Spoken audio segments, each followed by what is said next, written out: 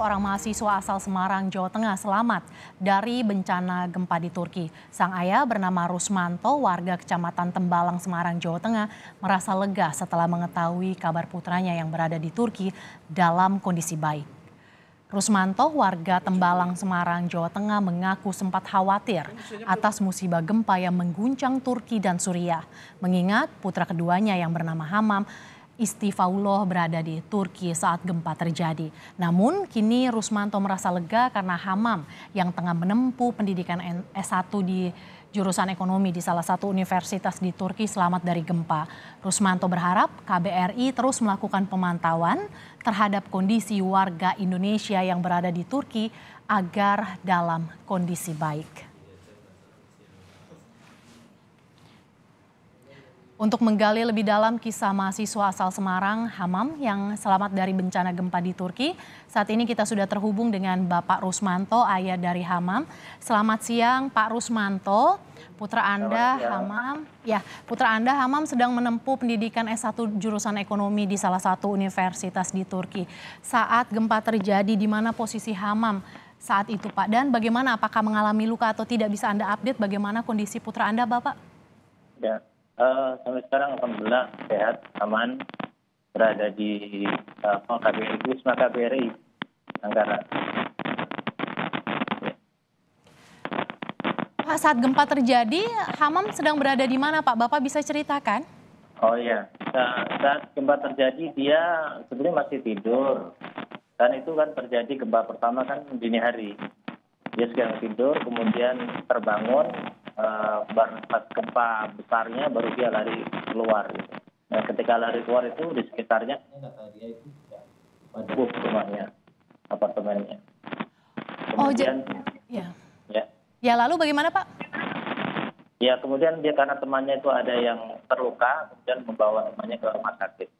Nah sampai di rumah sakit baru dia itu ngabari ke kita bahwa aman, nggak ada yang luka dan seterusnya, minta doanya gitu. Tapi sebelumnya saya udah dapat informasi dari universitasnya, kan kita lihat di informasi IG-nya itu pagi hari, kan di sini pagi hari ya jam 7:30 itu, jam 7:30 itu kemudian saya sampaikan kepada Hamam hati-hati dan seterusnya, artinya tidak ada. Gambaran saya itu seperti tahun yang lalu nggak ada salju dan seterusnya. Ternyata dia minta doanya itu kan ada dari gempa gitu loh. Kemudian habis itu terputus sampai kita tunggu dan kita ngamati berita terus dari IG dari berita-berita Turki langsung. Kemudian baru sore hari di sini jam 5 sore dia ngabari dia sudah aman di penampungan di lapangan di kampusnya. Gitu. Kemudian terputus lagi sampai baru dini hari, Selasa dini hari dia telepon pakai HP orang lain, dia sudah aman, mengabari kalau rumahnya sudah roboh. Pak, saat itu Hamam sedang berada di apartemen. Bisa Bapak ceritakan kepada kami seperti apa yang digambarkan oleh Hamam saat pasca gempa terjadi, Bapak?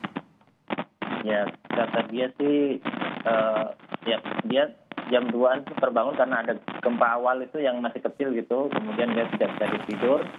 Nah, dia pegang HP, mana HP, baru kemudian sekitar jam 4 dan jam dini hari itu ada gempa besar gitu. Kemudian sama temannya yang luka tadi nyari ketemu ambulans mau diantar ke rumah sakit.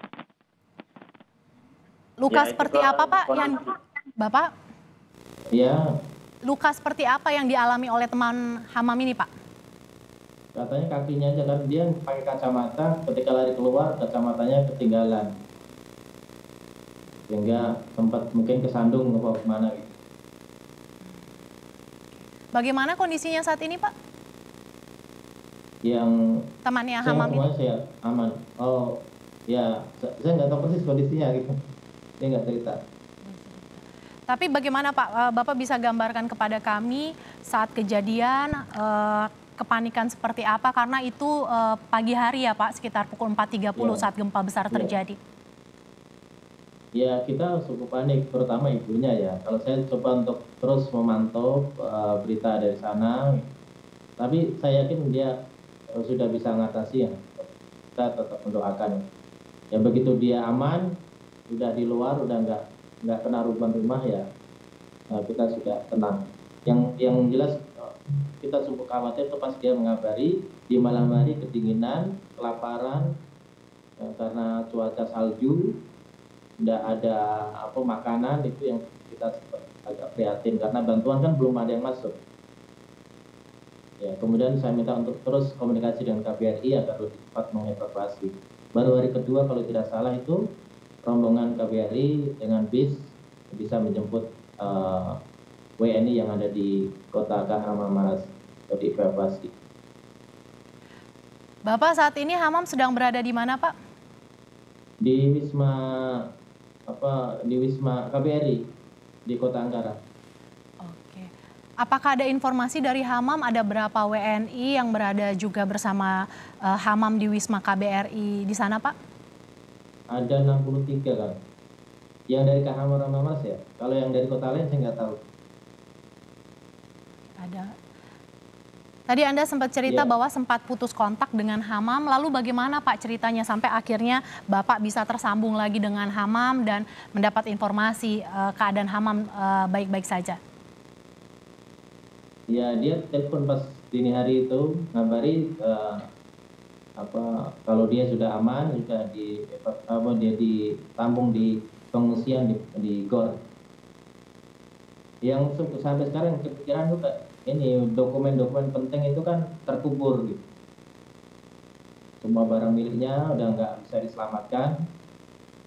Kita minta kepada KBRI untuk gimana agar untuk mengatasi barang-barang dokumen penting yang sudah terkubur itu. Masih ada persoalan dokumen yang masih tertinggal di kediaman. Selain itu Pak, apalagi Pak yang dibutuhkan oleh Hamam dan juga WNI di sana? Kebutuhan seperti apa yang memang masih mendesak untuk terus dipenuhi? Ya, kebutuhannya kepastiannya berikutnya gimana. Walaupun sekarang sudah ada, semalam dia ngabarin perkuliahannya sudah ada pengumuman dari Presiden Erdogan bahwa perkuliahan akan dilakukan secara online gitu. Cuman online-nya apakah tetap stay di KBRI atau dipulangkan itu belum ada kejelasan atau pemberitaan dari KBRI. Terima kasih Bapak Rusmanto, orang tua dari Hamam, mahasiswa asal Indonesia yang sedang kuliah di Turki. Terima kasih Pak, semoga persoalan-persoalan yang terjadi di sana bisa segera mendapat penyelesaian. Terima kasih sudah bergabung dalam Kompas Siang. Sama-sama, iya, iya.